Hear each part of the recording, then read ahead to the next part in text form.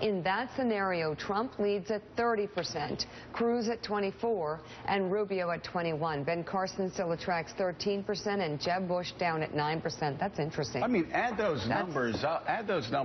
The only two Republican establishment candidates in the top 5 are Rubio and Bush. They equal less than 1/3 of the overall vote. Think about that.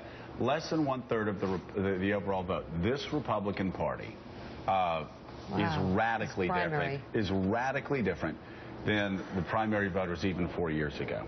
It's just changed really dramatically. Not only that, but as we were talking off air, the level of sophistication of some of these campaigns, specifically the Cruz campaign. Front page story in the Washington Post today, Cruz's success aided by big data.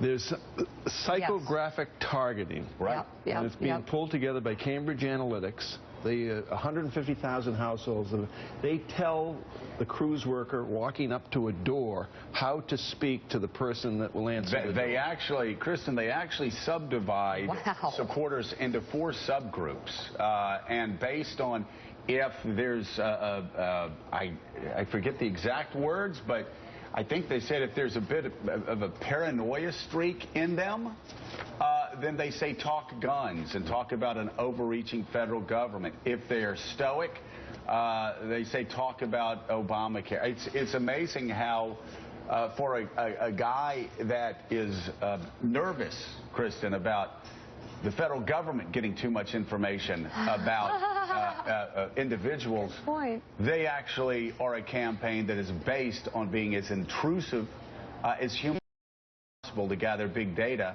and then make up psychological profiles of the people whose doors they knock on.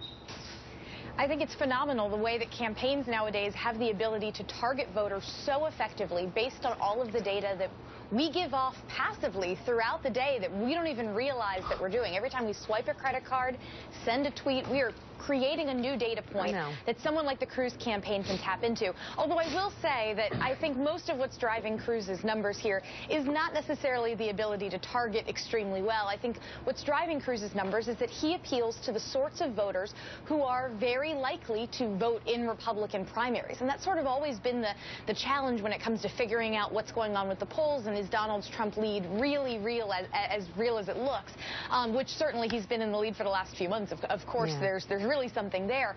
But Cruz's voters look most like the people we expect to show up at places like the Iowa caucuses. And I think the question remains, is Donald Trump reshaping that Republican primary electorate to bring in a new group of people who may not normally look like we think of Republican primary voters? Maybe they're not as ideologically conservative, but they're frustrated, they're populist, and they like his message.